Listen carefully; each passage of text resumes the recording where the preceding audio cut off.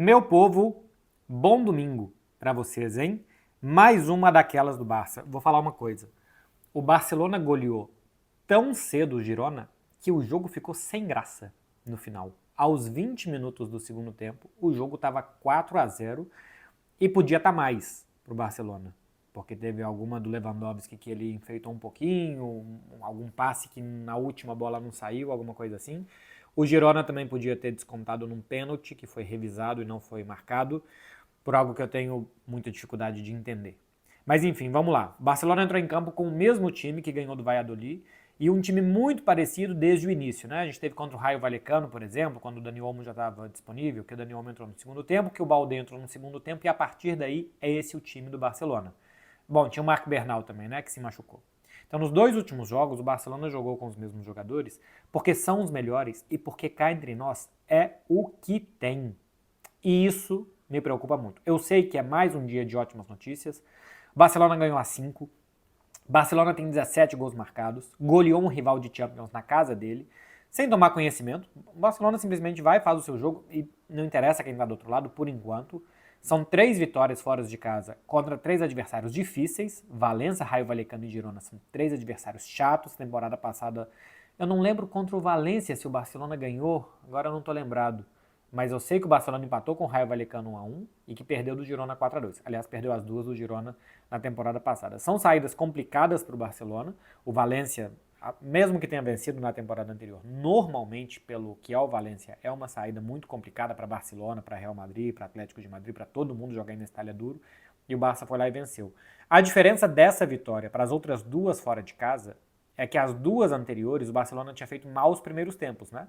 Contra a Valência e contra a Rayo Vallecano, o Barça não jogou bem no primeiro tempo. Dessa vez, cara, desde o início, o Barcelona perto do gol do adversário, roubando bola, trabalhando muito bem a bola por dentro, aquela sensação de perigo, né, dos jogadores receberem mais de frente e de lado do que de costas para sempre gerar perigo, mais uma vez se repetiu.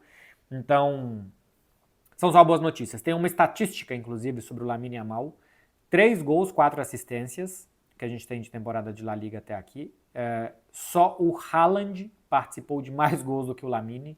Nas principais ligas europeias até aqui participou de 9 gols, o Lamine 7, contando só competições, né? Porque com seleções e tal, o Gyökeres tem mais gols já e com Copa também. Acho que em Portugal já teve alguma rodada de Copa. Não, acho que. Desculpa. O Gyökeres não entra porque isso são das 5 principais ligas, que conta Espanha, Itália, Inglaterra, Alemanha e França. Não conta Portugal. Então, das 5 principais, só o Haaland participou de mais gols que o Lamine. E dentro dessa estatística dele já ter participado de 7 gols, na temporada passada inteira ele participou de 14 com o Barça. Lamine fez 7 gols, deu 7 assistências, em 50 jogos que ele participou. Nessa ele participou de 5 e já participou de 5 partidas, fez 5 partidas e já participou de 7 gols. Outra estatística interessante, 5º jogo do Rafinha sem ser substituído, 90 minutos. Com o Xavi, o Rafinha jogou 87 vezes, jogava muitas vezes com o Xavi, e só em 8 ele concluiu os 90 minutos. Com o Hans Flick, 5 de 5. Tem a ver com o desempenho desses jogadores e tem a ver também com o fato de praticamente não ter o que tirar do banco de reservas até para dar descanso para eles, né? Hoje o Hans Flick teve que escolher para quem dar descanso porque não dava para descansar todo mundo. Mais um dado interessante, Dani Olmo, 3 jogos, 3 gols com o Barcelona. Saiu depois de ter ficado sentado ali, parecia que estava sentindo alguma coisa, talvez até tenha sentido, mas no banco de reservas, o que a gente viu, ele não fez nenhum tratamento com gelo. Normalmente, quando tem alguma coisa muscular, é colocar gelo na hora. E depois do jogo, a câmera ficou bastante tempo fixa no Dani Olmo, ele se levantou normalmente, foi cumprimentar os companheiros. Aparentemente, não tem nenhum problema. Dani Olmo, que nas últimas 3 temporadas antes de chegar ao Barça, tinha jogado 60% das partidas. É um jogador, é um problema, né? É um problema que o Barcelona tem que resolver, conseguir fazer com que esse jogador esteja saudável para jogar. Da partida, eu acho que foi um Barcelona muito no tom dos últimos jogos mesmo, assim. Do segundo tempo contra Valência, contra Rayo Vallecano, do jogo inteiro contra Real Valladolid e o jogo inteiro também contra o Atlético de Bilbao. De deixar o adversário muito longe do seu gol, muito longe. O Barcelona praticamente não defende na defesa. Os adversários só conseguem chegar correndo. O Barcelona não é empurrado para o seu gol. Consegue pressionar muito bem. rouba muitas bolas no ataque. Hoje o primeiro gol sai de uma roubada de bola no campo de ataque, mas já tinha roubado outras duas anteriormente. A pressão do Barcelona está muito bem feita, está muito bem encaixada. Tem uma diferença tática nessa temporada, que os atacantes de lado marcam os zagueiros e o Lewandowski marca ou um volante ou fica mais ou menos cercando o meio. Isso faz com que você obrigue o rival a jogar pelos lados do campo, o homem livre nunca está no centro, e quando a bola vai para o lado, você consegue levar o Barcelona de um lado e depois para o outro, para bloquear os rivais por ali. Tem sido uma boa estratégia usada, pelo menos até aqui tem dado certo, pelo Hans Flick. Hoje foi um jogo de mais personalidade do Marc Casador. Contra o Real Valladolid ele não tinha errado nenhum passe. Eu lembro que eu dei essa estatística depois do jogo. Acho que tinham sido 63 passes e 63 corretos. Vou até conferir os passes do Marc Casador, porque ele deu um passinho à frente, né? 92% de aproveitamento, acertou 47 de 51 passes, com uma assistência maravilhosa para o Pedri fazer o quarto gol do Barça. Deu um passinho à frente, assim, é um jogador que, à medida que vai ganhando confiança, minutos, vai se soltando também, né? Já tinha mostrado no time bem na base do Barça boas condições, e nesse segundo jogo ao lado do Pedro no meio campo foi muito bem. Entrou bem também o Eric Garcia. O Eric Garcia acho que pode ser muito útil jogando na frente da defesa, porque tem boa saída e enfim, tem muito boa leitura de espaço. O Eric Garcia entende muito o jogo do Barcelona, né? Sempre jogou em times dentro desse contexto, ou Barcelona, ou Manchester City, ou Girona. Aliás, foi aplaudido pela torcida do Girona, depois da temporada passada que fez lá. E jogou bem o Eric Garcia também. Um ponto negativo, a expulsão do Ferran Torres, que eu acho que podia ser evitável. Ele chega atrasado, pisa meio no tornozelo, meio do tornozelo, meio do pé do adversário, do Porto, né, se eu não estou enganado. Quando pisa acima do pé, o normal é expulsar, poderia expulsar, mas assim, não é com muita força, não é intencional. É meio que no limite, enfim, expulsou direto o Ferran Torres, também é expulsável, e ele vai ficar de fora 3 jogos. Com um elenco tão curto como tem o Barça, com o Fermín Lopes ainda machucado, a única opção ofensiva que tem o Barcelona nas próximas 3 rodadas de La Liga, a não ser que o Fermín volte talvez já contra o Getafe, vamos ver se volta ou não, lesão muscular tem que dar um tempo, embora agora o Barcelona divulgue boletim médico e tempo de baixa dos jogadores, mas a única opção ofensiva que o Barcelona vai ter, pelo menos num ou 2 próximos jogos, é o Pau Victor. De resto, o que dá para fazer é como hoje, colocar o Pedro um pouco mais à frente, quem sabe o Dani Olmo em uma das pontas, quando precisar descansar algum jogador. Mas assim, tem tantos poucos jogadores que tem um jogador do meio para frente no banco de reservas do Barça. Hoje o Ferran era o único jogador com mais de 23 anos de linha no banco de reservas.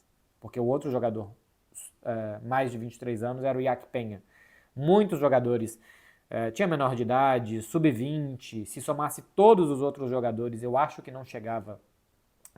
Tinha o Eric Garcia, né, de 23 anos, mas se você for somar os outros, não soma 10 jogos, se somar todos eles de La Liga. Assim, são jogadores extremamente inexperientes que estão ali completando, que podem ajudar, mas que estão ali para completar e tal. Enfim, é um elenco bastante curto que o Barcelona vai ter que conviver durante toda a temporada, porque vai voltar Ronald Araújo, Christensen, Gavi, De Jong, o Firmino, o Ansu Fati, quem sabe até contra o Mônaco já ganha alguns minutos e possa ser, né, eu falei que só tem o Pau Victor de opção para frente, possa ser já a opção também para a partida contra o Villarreal semana que vem, mas assim, tem nem um minuto ainda de temporada, nem pré-temporada ele fez, então é muito aos poucos o Ansu Fati, mas é algo que o Barcelona vai ter que conviver. Assim como está convivendo com a grande fase dos jogadores. Se divertem dentro de campo, estão confiantes, Barcelona gera muitas ocasiões, está sempre perto do gol adversário, está sempre perto para levar perigo. Fez 7 contra o Valladolid, podia ter feito mais. Fez 4 contra o Girona, podia ter feito mais. Nos outros jogos tinha feito 2, 2 e 2. E contra o Valência no segundo tempo podia ter feito mais alguma coisa também, mas contra Atlético e Clube de Bilbao e contra Raio Vallecano também podia ter feito mais gols. Tem 17 gols marcados e poderia ter ainda mais gols marcados o Barcelona. Fisicamente está bem, consegue pressionar até o final, está confiante, taticamente está organizado, individualmente os jogadores estão rendendo. Eu acho que a temporada, para esse elenco, tende a ficar longa demais. E eu sei que é o momento de falar das coisas boas, porque o time tem 100% de aproveitamento, mas eu não consigo imaginar esse desempenho só com esses jogadores a temporada toda. Daqui a pouco vão voltar, vai ter um pouco de rotações.